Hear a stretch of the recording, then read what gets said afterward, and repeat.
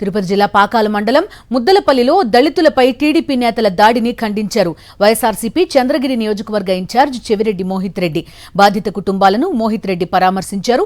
గ్రామంలో పర్యటించి బాధితులకు ధైర్యం చెప్పారు. స్విమ్స్ ఆసుపత్రిలో చికిత్స పొందుతున్న శ్రీనాథ్ ను కలిసి తప్పు చేసిన వారందరిపై ఎఫ్ఐఆర్ నమోదయ్యేలా పోరాడతామని ధైర్యం చెప్పారు. బాధితులకు న్యాయం జరిగే వరకు అండగా ఉంటామన్నారు. ఆ దాడి చేసిన టీడీపీ నేతలపై చర్యలు ఎందుకు తీసుకోలేదని సీఐని మోహిత్ రెడ్డి నిలదీశారు. వాళ్ళు పట్టుకొని వచ్చి గోడ మీద లాక్కుంటే పని కరెక్ట్. అది వాళ్ళందరినీ రోడ్డు మీద లాక్కోండి. హార్ట్ పేషెంట్ ఇంట్లో న్యాయం జరగాలి. వాళ్ళు వస్తే వాళ్ళని చంపడానికి తీసుకుని పోతే ఎట్లా? మీరు చూపించండి సార్, మీరే చూపించండి.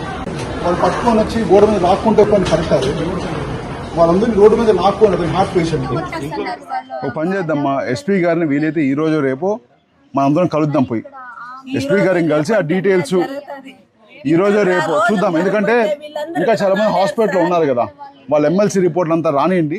వాళ్ళందరూ వచ్చినాక అందరూ కలిసి పోయిద్దాం. నేను కూడా వస్తాం, మీతో పాటు పోయిద్దాం.